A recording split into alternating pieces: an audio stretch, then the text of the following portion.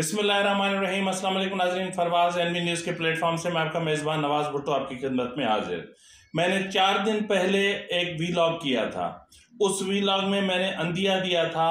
कि पीटीआई की तरफ से सदर मुमलकत पर दबाव डाला जा रहा है कि वो वज़ीर आज़म से एतमाद का वोट लेने के लिए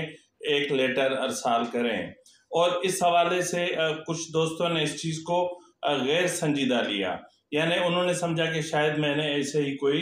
फिलर फेंका है। लेकिन आज वो जो चीज़ थी खुल के सामने आ गई है। इस पर हम तफसील से बात करेंगे कि जो कराची और हैदराबाद डिवीजन में बल्दियाती इंतखाबात होने वो और उसके पीछे जो कहानी चल रही है, जिसकी मरकजी जो उसमें विलन का किरदार अदा कर रही है वो MQM है। हम उस पर भी तफसील से बात करेंगे और बात करेंगे कि क्या इस्टेब्लिशमेंट वाकई में गैर सियासी हो चुकी है। यानी कई इशारे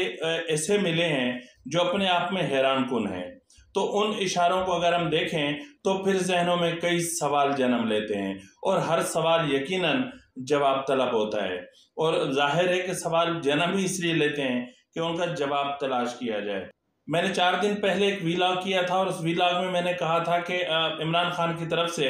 आरिफ अलवी से मुतवातिर राब्ता किया जा रहा है, और उस राब्ते में आरिफ अलवी को राज़ी किया जा रहा है कि वो किसी भी तरीके से अपना वज़ीर आज़म शहबाज शरीफ को एतमाद का वोट लेने के लिए लेटर अरसाल करें। तो इस हवाले से अब आरिफ अलवी ने यकीनन शुरू में रजिस्ट भी किया और इमरान खान को समझाने की भी कोशिश की कि आप पहले ही पंजाब असेंबली खो चुके हैं, खैबर पख्तूनख्वा असेंबली खोने जा रहे हैं और यहाँ पर एक नया बहरान क्रिएट करने की कोशिश कर रहे हैं। तो ऐसी सूरत हाल में पीटीआई को जो इसके बाद जो कॉन्सिक्वेंसेस होंगे उसको पीटीआई या इमरान खान या आरिफ अलवी बर्दाश्त नहीं कर सकेगा, क्योंकि मामलात को इस नहज पर मत ले जाएं कि जहां रियासत की सलामती और रियासत की मईशत तबाही के दहाने पहुंच जाए। लेकिन इमरान खान बाज नहीं आए और उन्होंने आरिफ अलवी पर दबाव बरकरार रखा, क्योंकि अब जाहिर है इमरान खान देख रहे थे कि पंजाब असेंबली की तहलील के बावजूद वफाकी हुकूमत के कान पर जूं तक नहीं रेंगी, और उन्होंने इस चीज़ को बिल्कुल गैर संजीदा लिया। और इसके अलावा खैबर पख्तूनख्वा असेंबली तहलील करने की जो धमकी दी इमरान खान ने, उस पर भी वफाकी हुकूमत बिल्कुल गैर संजीदा है और एक सादा सा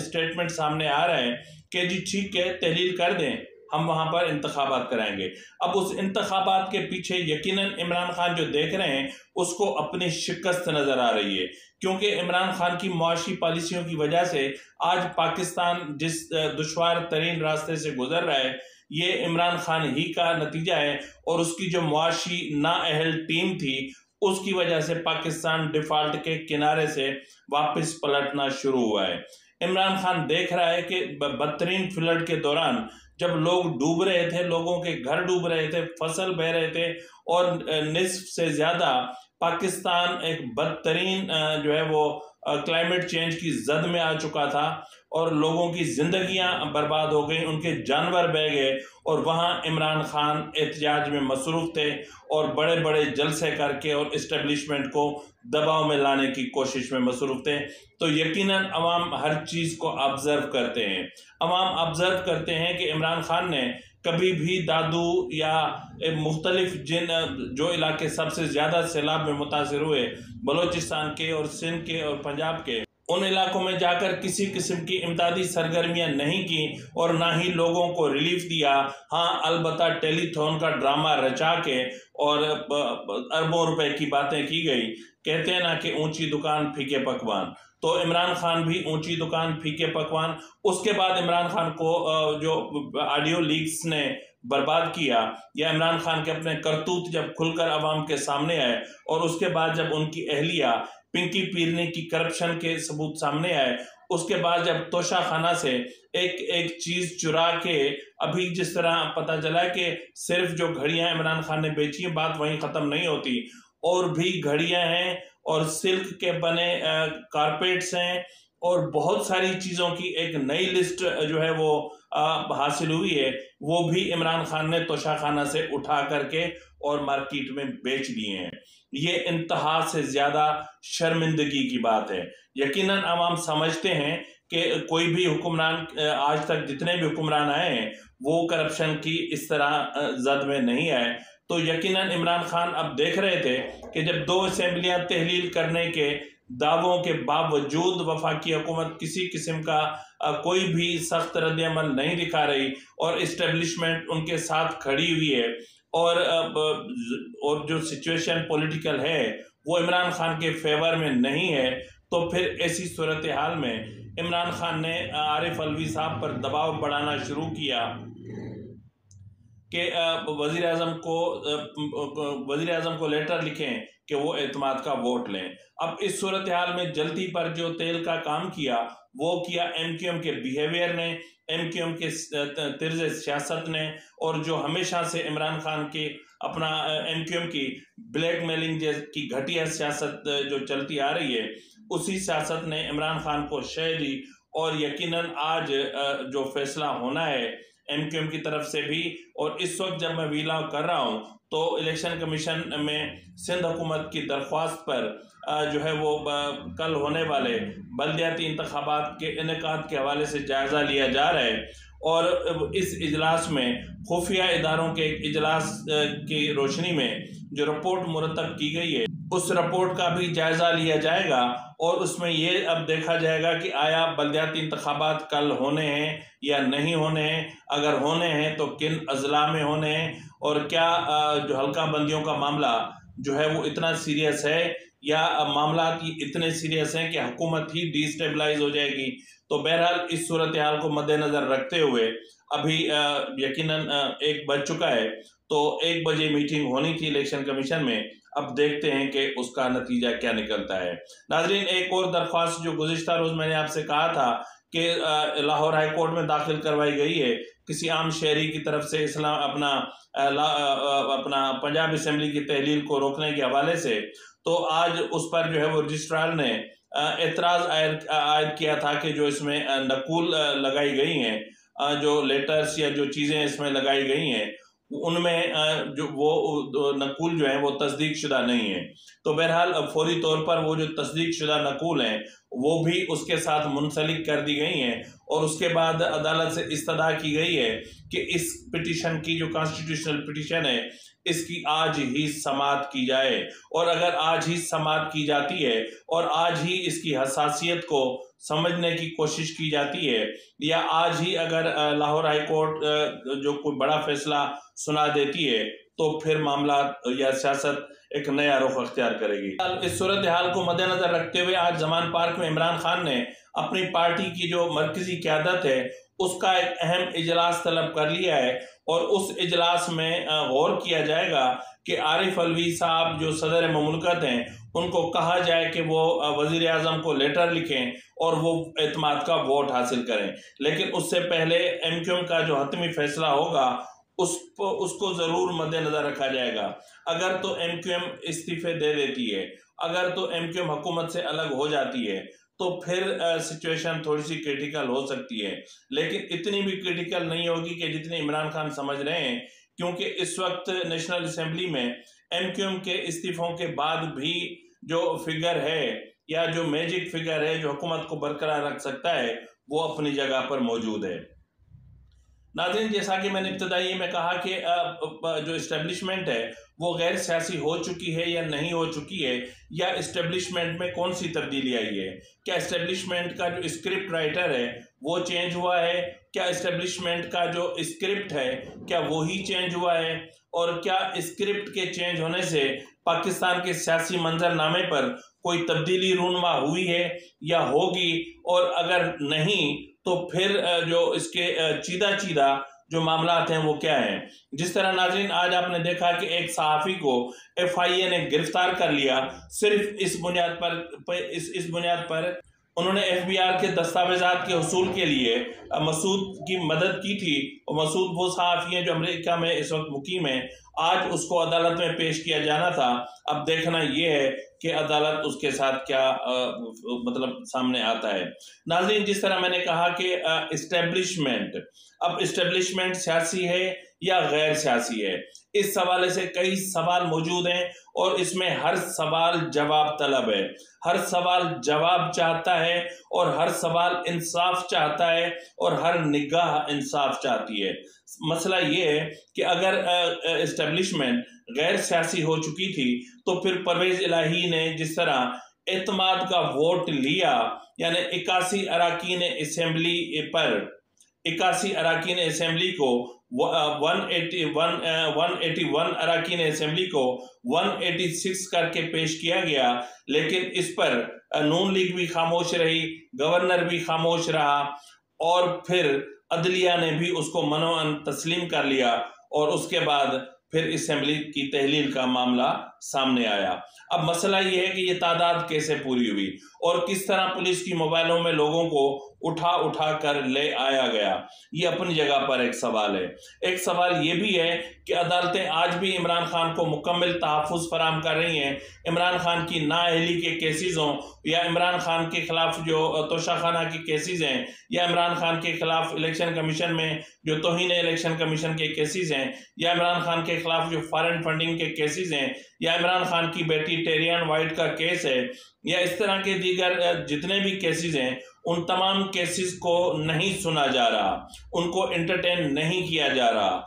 क्या अदालतें जो है वो अपने तौर पर ये फैसला कर रही हैं या फिर अदालतें आज भी कहीं से उनको इशारा मिल रहा है और अदालतें उस इशारे को मद्देनजर रखकर इन केसेस को एंटरटेन कर रही हैं या उनकी समाअत कर रही हैं, या फिर मतलब इस हवाले से बहुत ज़्यादा तहफ़्फ़ुज़ात पाए जाते हैं। नाज़रीन, सबसे ज़्यादा तहफ़्फ़ुज़ात पाए जाते हैं कि इमरान अपना MQM को एकदम से कैसे यकजा किया गया। MQM के जितने भी लीडर्स हैं, इनमें से कोई एक ऐसा लीडर नहीं है जिसके खिलाफ कत्ल, इक़दाम कत्ल, दहशतगर्दी और मुल्क दुश्मनी और पता नहीं कितने कितने, यानी खुद एक दूसरे पर जिस तरह की इल्ज़ामात आयद कर चुके हैं या जिस तरह रॉ के साथ ताल्लुकात के इंकशाफात हो चुके हैं या जिस तरह रॉ की कैंप्स में तरबियत के इंकशाफात हो चुके हैं या जिस तरह इस्टेब्लिशमेंट को यानी MQM को एक डेमोक्रेटिक थ्रेट तस्वुर किया जाता था,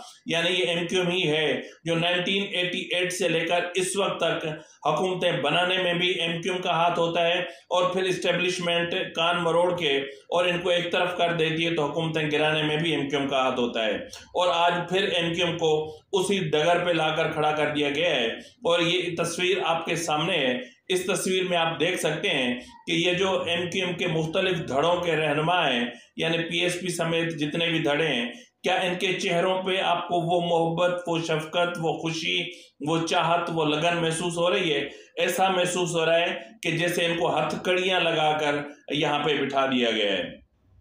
नाज़रीन, इस वक्त तक जनरल फैज़ हमीद को तहफ़्फ़ुज़ फराहम किया जा रहा है। जनरल फैज़ हमीद जब ISI चीफ थे तो उन्होंने न सिर्फ इस मुल्क के खिलाफ बल्कि इस आइन के खिलाफ और एक मुंतखब हुकूमत के खिलाफ संगीन तरीन इक़दाम किए जिसके असरात इस वक्त सामने आ रहे हैं और उसके सबूत सामने आ रहे हैं और उसके इंकशाफात हो रहे हैं और हर चीज़ हो रही है। लेकिन इसके बावजूद इस्टेब्लिशमेंट की तरफ से जनरल फैज़ हमीद को मुकम्मल तहफ़्फ़ुज़ फराहम किया जा रहा है। जनरल फैज़ हमीद के जिसने नकली पीर बनाए और फिर हुकूमत को ब्लैकमेल करता रहा, लेकिन इसके बावजूद इस्टेब्लिशमेंट उसका कुछ नहीं कर रही। नाज़रीन,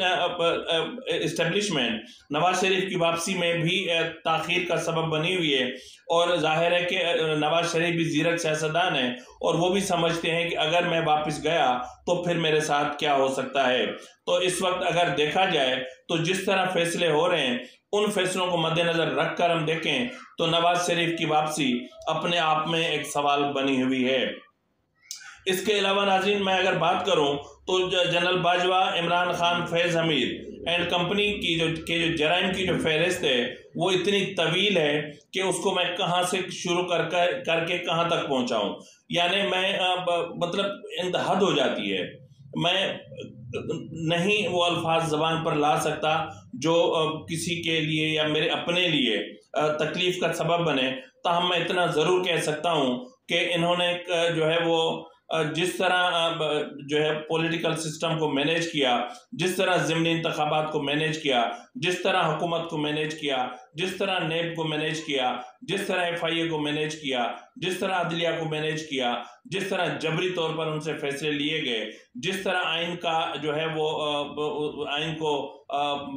उसकी संगीन खिलाफ वर्जी की गई, जिस तरह आपने देखा होगा कि जिस दिन तहरीक अदम एतमाद इमरान खान के खिलाफ पेश हुई थी, उस दिन असेंबली का जो स्पीकर था, जो कस्टोडियन ऑफ द हाउस था, जिस पर सबसे ज़्यादा रिस्पॉन्सिबिलिटी आयद होती थी आइन के तहफ़्फ़ुज़ की, वो खुद आइन को तहस नहस कर रहा था, लेकिन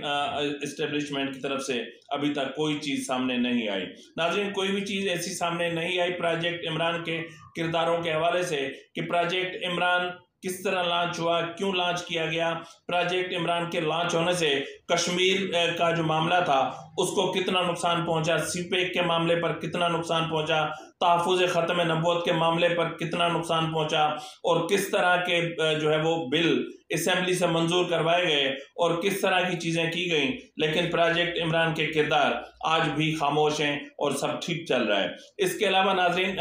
इसके हवाले से भी जो है वो इस्टेब्लिशमेंट की तरफ से कोई भी चीज़ सामने नहीं आ रही। नाज़रीन, कोई भी चीज़ सामने नहीं आ रही मिसिंग पर्सनस के हवाले से। अगर इस्टेब्लिशमेंट गैर सियासी हो चुकी है तो फिर सियासी वर्कर, यानी जिस तरह सिंध के 7,000 से ज़ायद अफराद जो हैं वो मिसिंग पर्सनस की फहरिस्त में शामिल है, इसी तरह जो है वो ऑफिशियली 5,000 से ज़ायद और अनऑफिशियली 25,000 से ज़ायद बलोच जो अपना है सियासी वर्कर्स हैं, वो मिसिंग हैं और उनका कोई पता नहीं चल रहा, और मस्कशुदा लाशों का सिलसिला आज भी हमारे सामने है, लेकिन इस पर इस्टेब्लिशमेंट के हवाले से कोई चीज़ या कोई भी मामला सामने नहीं आ रहा और ना ही इस सिलसिले को रोका जा रहा है। आखिर इस्टेब्लिशमेंट को पता था कि मोनी सलाही ने कितनी करप्शन की है, इस्टेब्लिशमेंट को पता था कि फराह गोगी ने कितनी करप्शन की है, शहजाद अकबर ने क्या क्या किया है और किस किस ने क्या क्या किया है, और इसी इस्टेब्लिशमेंट ने उनकी सहूलतकारी की और इस्टेब्लिशमेंट ने इन तमाम लोगों को पाकिस्तान से फरार होने में उनकी मदद की। नाज़रीन, पंजाब के ज़िमनी इंतखाबात जो हुए हैं, जो हो चुके हैं, जिनमें इमरान खान जो है वो सामने आए थे, वो इंतखाबात चाहे वो कौमी असेंबली के हों या सूबाई असेंबली के हों, उनमें उनको किस तरह मैनेज किया गया, उनके नताइज किस तरह मैनेज किए गए। ये कैसे मुमकिन है कि इमरान खान 90% सीट्स एक ही झटके में ले उड़े और दीगर सियासी जमातें तमाम तर कोशिशों के बावजूद जो है वो उनको बिल्कुल दीवार से लगा दिया गया, और इस्टेब्लिशमेंट की तरफ से इस पर भी कोई चीज़ सामने नहीं आ रही। नाज़रीन, इसके अलावा जनरल कमर जावेद बाजवा ने 12.7 अरब रुपए के असासों के मामले को भी इस वक्त तक इस्टेब्लिशमेंट छुपा रही है, और इस्टेब्लिशमेंट के अंदर जो इनका अपना अकाउंटेबिलिटी का सिस्टम है वो भी खामोश है, इस्टेब्लिशमेंट भी खामोश है, और हर चीज़ एक यूँ समझ लें कि जैसे स्टेटस को की पोजीशन होती है, हर चीज़ फ्रीज है, कोई लब कुशाई नहीं कर रहा। लब कुशाई नहीं की जा रही जनरल आसिम बाजवा के मामले पर, जिस पर करप्शन के और आमदन से जायद खरबों अरबों रुपए के असासों के मामला थे, लेकिन उसके बावजूद उसको CPEC में जो है वो तकरीबन 156 अरब 56 बिलियन डॉलर के प्रोजेक्ट्स के ऊपर बिठा दिया गया, लेकिन इसके हवाले से भी इस वक्त तक इस्टेब्लिशमेंट खामोश है। इस्टेब्लिशमेंट खामोश है कि जिस तरह आइन के खिलाफ संगीन खिलाफ वर्जियाँ की गई, आइन की संगीन खिलाफ वर्जियाँ की गई, और ऐसा भी हो सकता था कि जिन अफराद ने ये खिलाफ वर्जियाँ की उनके खिलाफ आर्टिकल 6 आयद हो सकता था। आर्टिकल 6 आयद हो सकता था सदर मुमलकत पर, आर्टिकल 6 आयद हो सकता था इमरान खान पर, असद कैसर पर, कासिम सूरी पर, लेकिन इसके बावजूद जो है वो कोई चीज़ नहीं की गई और इस्टेब्लिशमेंट खामोश है। और ऐसी सूरत हाल में अब आप मुझे बताएं कि हम क्या समझें कि इस्टेब्लिशमेंट पॉलिटिकल हो चुकी है, हम इस चीज़ को मान लें। हम तो ये भी नहीं मानते, मतलब मेरा दिल नहीं मानता। मैं सिर्फ इतना जानता हूँ कि स्क्रिप्ट सेम चल रहा है और सिर्फ कॉमा और फुल स्टॉप को कहीं कहीं तब्दील किया जा रहा है, कुछ जुमलों को ऊपर कुछ जुमलों को नीचे किया जा रहा है, लेकिन मामला जूं के तूं चल रहे हैं, और इसके हवाले से किसी किस्म का कोई भी मामला नहीं किया जा रहा। इस्टेब्लिशमेंट की तरफ से एक सन्नाटा है, खामोशी है, जबकि लोग गिरफ्तार हो चुके हैं। प्रोजेक्ट इमरान से जुड़े लोग गिरफ्तार हो चुके हैं। जनरल फैज से जुड़े लोगों की से जो आर्मी ऑफिसर्स थे वो गिरफ्तार हो चुके हैं, वो ISI की तहवील में है। लेकिन इसके बावजूद इस्टेब्लिशमेंट बिल्कुल खामोश है। अब देखना ये है कि मामला कहाँ तक पहुँचते हैं और इस्टेब्लिशमेंट अपना किबला दुरुस्त करती है या नहीं करती है, या फिर अवाम को यूं ही बेवकूफ़ बनाया जाएगा। नाज़रीन, जाते जाते मैं आपको ये बताता चलूं कि पंजाब असम्बली की तहलील के बाद ये तय पाया है कि 12 अप्रैल को पंजाब असम्बली के इंतखाबात करवाए जाएंगे और इस हवाले से असूली फैसला कर लिया गया है। इसी के साथ ही अपने मेज़बान नवाज भुट्टो को इजाज़त दीजिए। फ़ी अमानिल्लाह।